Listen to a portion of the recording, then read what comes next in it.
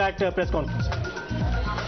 उन्हें शर्म आ रही है, उन्हें शर्म आती है। केवल वो अस्पताल में जाते हैं, कहते हैं मुझे शर्म आ रही है कि किस तरह के हालात हैं, किस तरह की गंदगी है।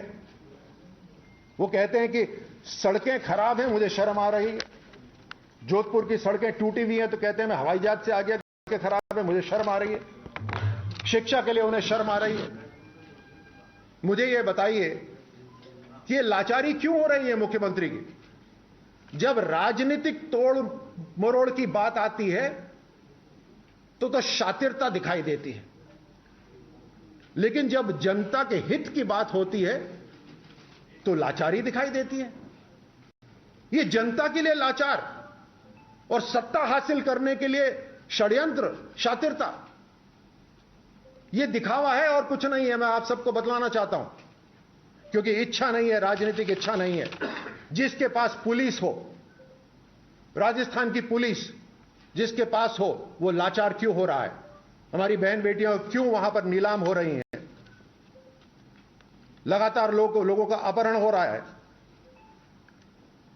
अब जब स्वास्थ्य की बात करें तो आयुष्मान भारत जैसी योजना को राजस्थान के अंदर लागू नहीं होने दी।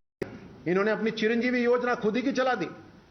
आप इनकी जो वेबसाइट है उसके पर जाकर देखिए, चिरंजीवी योजना के अंदर कितने अस्पताल हैं जो चिरंजीवी योजना के साथ जुड़े हुए हैं, कितने मरीज हैं जिन्होंने चिरंजीवी योजना का लाभ उठाया है। गिनती के लोग होंगे और गिनती के अस्पताल हैं।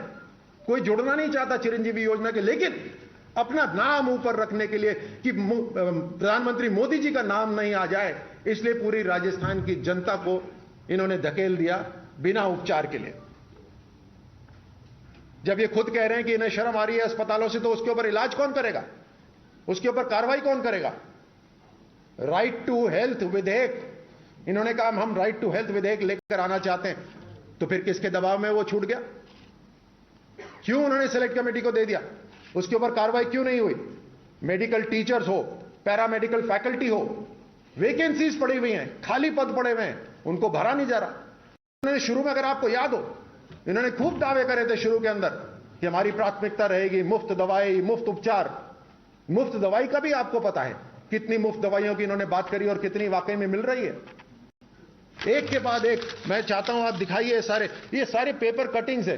ये इन्होंने खुद ने कहा मैं निजी अस्पताल के अंदर लूट मच रही है। ये मुख्यमंत्री कह रहे हैं निजी अस्पताल के अंदर लूट मच रही है, तो कार्रवाई क्यों नहीं करते? आए दिन पेपर भरे हुए हैं सारे के सारे। ये डकैती का ये हालत है, दरवाजा बंद कर लो नहीं तो लुटेरे आ जाएंगे। ये राजस्थान की हालत है। ये भरे हुए 25-50 सारी की सारी पेपर कटिंग अखबारों की, ये स्वास्थ्य से रिलेटेड, हेल्थ उससे रिलेटेड। केंद्र सरकार ने राजस्थान के अंदर अपनी पूरी जिम्मेदारी निभाते हुए 23 मेडिकल कॉलेजेस की घोषणा करी है, जिसमें से कुछ बन चुके हैं और कुछ बन रहे हैं। लगातार आयुष्मान भारत पूरे राष्ट्र के अंदर जो मरीज हैं उनको उपचार की एक सुविधा दे रहा है, लेकिन राजस्थान के अंदर यह सुविधा नहीं है। जहां मेडिकल कॉलेजेस की हम बात कर रहे हैं, केंद्र सरकार यहां पर 23 मेडिकल कॉलेज जब खोलने की बात करी थी तो जमीन दिलाने में राजस्थान सरकार को बहुत कष्ट हुआ था। इतनी बेसिक सी चीज राजस्थान में सरकार नहीं कर पाई थी। ये अराजकता, ये जंगल राज जो राजस्थान में चल रहा है, ये बर्दाश्त से बाहर है और भारतीय जनता पार्टी आगाह करती है उन सभी को जो इसके लिए जिम्मेदार हैं। हम ये बर्दाश्त बिल्कुल नहीं करेंगे। ये नैतिक आधार जो राज्य सरकार का है वो खत्म हो गया इनका सत्ता करने का। हम यहां से प्रेस कॉन्फ्रेंस करते हैं तो उसमें इनके जो प्रदेश अध्यक्ष है कांग्रेस के, वो कहते हैं कौन कर रहा है प्रेस कॉन्फ्रेंस, कौन सुन रहा है उनकी बात। ये जरूरी नहीं है कि बात कौन कर रहा है, ये जरूरी ये है कि बात किसकी हो रही है या बात राजस्थान की हो रही है, और ये बात जरूरी है, ना कि कौन व्यक्ति कर रहा है। आधिकारिक तौर पर भारतीय जनता पार्टी की प्रेस कॉन्फ्रेंस हो रही है। हम भले ही पहचान के परे हैं, लेकिन हम बात कर रहे हैं राजस्थान की, राजस्थान के स्वाभिमान की, राजस्थान के मान सम्मान की, राजस्थान की बहन बेटियों की। और जो लोग जिम्मेदार हैं इसके, वो गुनाहगार हैं राजस्थान के लिए। जो जो जिम्मेदार हैं वो सब आगाह हो जाएं, क्योंकि जब कार्रवाई होगी तो उसमें किसी को नहीं छोड़ा जाएगा जब राजस्थान की बहन बेटियों और इज्जत और स्वाभिमान की बात हो। बहुत बहुत धन्यवाद। So that was Rajyavardhan Singh Rathod addressing a press conference in Rajasthan. He brought up a whole host of issues, but also, of course, touched upon the notice that has been issued by the NHRC seeking a response now from the Rajasthan government over the auctioning of young girls with the threat of rape in some of the villages, especially practiced by certain panchayats, and a reply from the Rajasthan government is awaited. Rajyavardhan Singh Rathod and the BJP, of course, asking serious questions now of the ruling Congress dispensation there and what they call the inaction on the part of the government there so far. Let me in fact go across to Bhavar for more on this. Bhavar, Rajyavardhan Singh Rathod ने काफी सारे मुद्दे उठाए उस press conference में, उनमें से एक ये एनएचआरसी नोटिस के बारे में भी उन्होंने जिक्र किया। किस तरह की रिस्पांस आ रही है अभी राजस्थान गवर्नमेंट की सरकार से, अशोक गहलोत की तरफ से, जिस तरह से सवाल उठाए जा रहे हैं उनके बारे में एनएचआरसी के द्वारा और अभी बीजेपी के द्वारा भी? जी बिल्कुल, सवाल उठाए जा रहे हैं लेकिन जवाब मिलना बहुत मुश्किल हो रहा है। आज हमने जब इनके मंत्री सरकार, गहलोत सरकार के मंत्री प्रताप सिंह खाचरेवाल से बात की तो उन्होंने कहा कि जो नेशनल ह्यूमन राइट्स कमीशन है उन्हें पहले तथ्यात्मक जांच करना चाहिए था, उसके बाद नोटिस देना चाहिए था।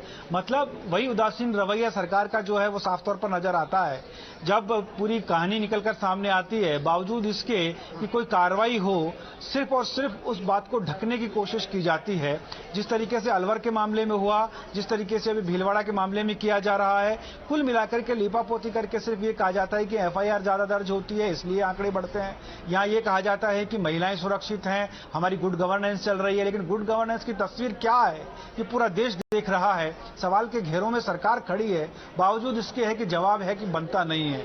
आप देखिए भीलवाड़ा में जहां ऑन स्टाम्प एक लड़कियां, जो बच्चियां हैं वो बिक जाती हैं, उनकी उम्र और उनकी सुंदरता के हिसाब से उनका सौदा हो जाता है। पिता अगर कर्ज तले दबा है तो उसको स्टाम्प पर लेकर के और पंच पटेल उसको बेच दे रहे हैं और मुनाफा कमा रहे हैं। अब देखिए जहां बेटियों को पढ़ाने और आगे बढ़ाने बात सरकार स्लोगन्स में तो करती है, लेकिन जब बेटियां बिकती हैं तो तरह तरह की बातें सरकार करती नजर आती है, बजाय कि कोई कार्रवाई करे। यही वजह है कि विपक्ष उन्हें सवालों के घेरे में खड़ा करता है और उसके बाद कोई जवाब सरकार से बनता नहीं।